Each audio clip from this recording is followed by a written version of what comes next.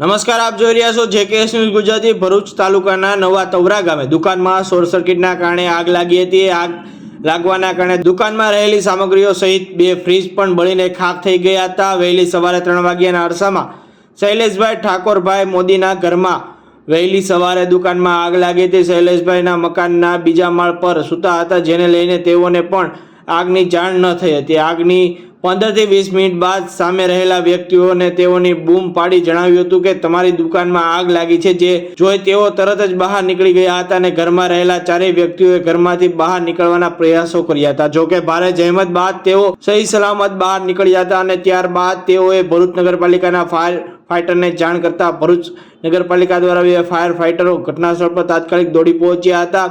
દુકાનમાં લાગેલી આગ પર કાબુ મેળવ્યો હતો। જોકે આ ઘટનામાં કોઈ પણ પ્રકારની જાનહાનિ થવા પામી ન હતી, પરંતુ દુકાનમાં રહેલા 15 લાખથી વધુ કિંમતનો માલ સામાન બળીને ખાખ થઈ ગયો હતો। ત્યારે નવા તવરા ગામે દુકાનમાં આગ લાગવાની ઘટના ફરતા જ ગામ લોકોના ટોળે ટોળા ઘટના પહોંચ્યા હતા। જેકેએસ ન્યૂઝ સાથે કેતન મહેતા, ભરૂચ।